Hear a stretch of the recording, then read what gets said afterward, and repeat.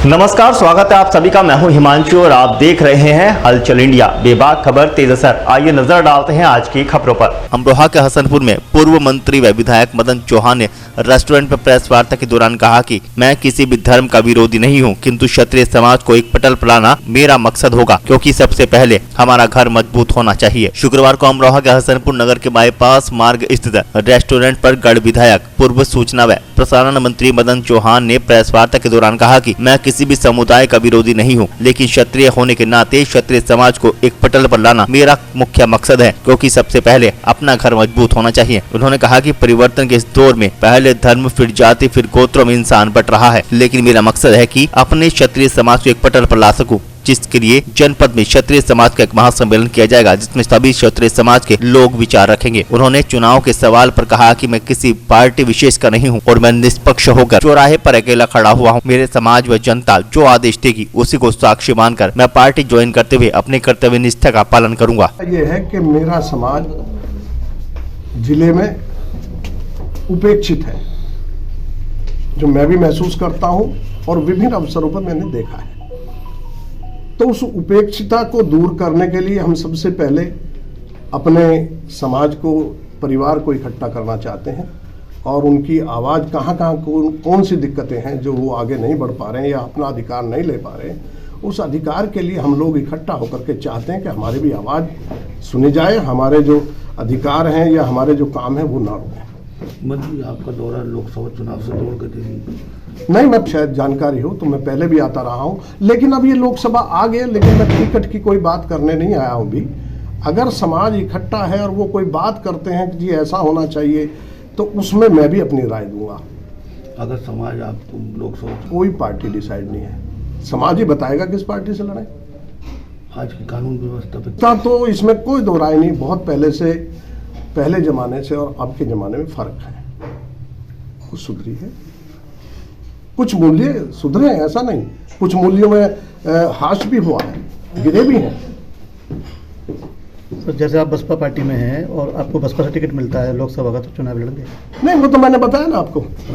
मुझे अभी कोई पार्टी से कोई, ना मैंने कहा है ना मैं समाज की आवाज के साथ आवाज मिलाऊंगा। समाज जिसे कहेगा, अगर कहेगा लड़ने के लिए और मैं भी समझूंगा कि लड़ना चाहिए, तो हम उसमें तैयारी करेंगे। अभी कोई किसी पार्टी का कोई जिक्र नहीं। जैसा अभी न्यायालय में तो देखो कोर्ट का मामला है और वो उनके बीच चल रहा है, उसमें हम कुछ कहेंगे नहीं, क्योंकि हमारा कहना इतनी बड़ी बातों में उलझना ठीक नहीं।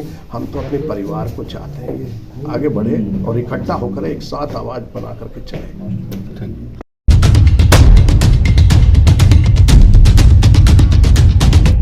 अमरोहा के हसनपुर में गांव में 8 लाख की कीमत से बने मकान का बरसात में लिंटर टपक गया, जहां मकान स्वामी ने दुकानदार पर घटिया सीमेंट बेचने का आरोप लगाते हुए मामले में दोबारा लिंटर डलवाए जाने की मांग की। बता दें कि शुक्रवार को क्षेत्र के गांव गंगाचोली निवासी महावीर शर्मा का आरोप है। उन्होंने नगर के अमरोहा बस स्टैंड के नजदीक बदरपुर सीमेंट कारोबारी से बदरपुर एवं सीमेंट खरीदा था, जहाँ 8 लाख की कीमत से बने मकान पर 100 कट्टे सीमेंट लगाकर लिंटर डाला गया था। उसके बाद बुधवार की रात से गुरुवार तक हुई बरसात के चलते मकान का लिंटर जगह जगह से टपकना शुरू हो गया, जिसकी मकान स्वामी ने दुकानदार को सूचना दी। मकान स्वामी का आरोप है कि लिंटर डालने के बाद 4 दिन तक भी लिंटर सेट नहीं होने पर उन्होंने दुकानदार को स्वयं सूचना दी थी, जहां कंपनी के इंजीनियर ने आकर चेक भी कर लिया था, लेकिन अभी तक उसमें कोई कार्यवाही नहीं की गई। जहां अल्ट्राटेक जैसी कंपनी का सीमेंट घटिया साबित हो रहा है, तो वहीं मकान स्वामी ने लिंटर को चप्पल से घिस कर दिखाया तो वह उधड़ने लगा। वहीं मकान स्वामी महावीर शर्मा ने दोबारा लिंटर डलवाए जाने की मांग की है।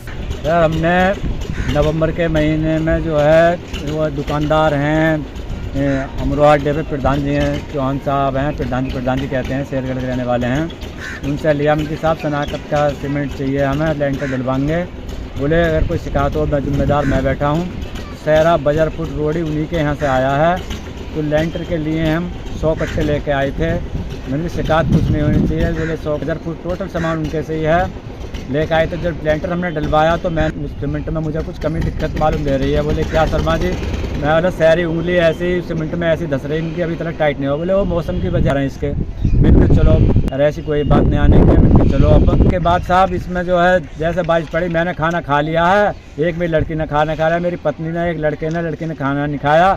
जब कब ऊपर से टपक गया तो ये साहब बस पटर पटर नीचे बोलने लगी, बताओ इतना पैसा मैंने लगाया अपनी सब कुछ चीज़ बेच के, ट्रैक्टर वगैरह बेच के, सब बेच के, बैंक में से लोन लिया मैंने शाहपुर की में से, जो अपने जैसे छत जो बनाई है सिर के लिए बनाया है। बनाने के बावजूद सब मेरी पत्नी के यहाँ समथिंग 8 लाख के करीब लग गया।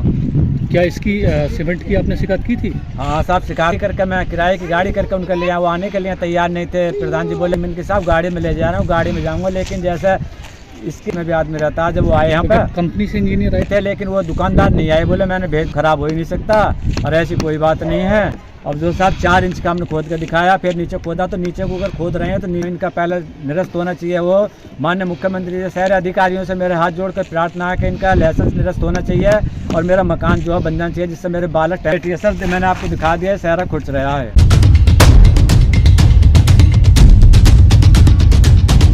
अमरोहा के हसनपुर कोतवाली क्षेत्र के हसनपुर गजरोला मार्ग पर पीछे से आ रही तेज रफ्तार ई रिक्शा ने आगे चल रही बाइक सवार को जोरदार टक्कर मार दी, जिसमें बाइक सवार युवक तथा बाइक पर बैठी उसकी मां और बहन दूर जाकर गिरे, जिसमें तीनों घायल हो गए। घायल को नगर के सामुदायिक स्वास्थ्य केंद्र भर्ती कराया, जहां युवक को चिकित्सकों ने जिला चिकित्सालय रेफर कर दिया। बता दें कि हसनपुर कोतवाली क्षेत्र के सहसोली निवासी शिवराज पुत्र सतवीर सिंह अपनी बहन प्रीति व मां दरवेश देवी को बाइक पर लेकर बहन की दवाई लेने गाँव पिपलौती जा रहे थे। इस दौरान जैसे ही उसकी बाइक हसनपुर गजरोला मार्ग पर पेट्रोल पंप के नजदीक पहुंची तो पीछे से आ रही एक तेज रफ्तार अनियंत्रित ई रिक्शा ने बाइक में जोरदार टक्कर मार दी, जिसमें बाइक पर बैठे तीनों लोग घायल हो गए। मौके पर लोगों की भारी भीड़ जमा हो गई। राहगीरों की सहायता से तीनों लोगों को नगर के सामुदायिक स्वास्थ्य केंद्र भर्ती कराया। वक्त हो चला है आपसे विदा लेने का। कल फिर होंगे हाजिर कुछ नई और ताजा खबरों के साथ। तब तक के लिए दीजिए हमें इजाजत। नमस्कार। देखते रहिए हलचल इंडिया, बेबाक खबर तेज असर।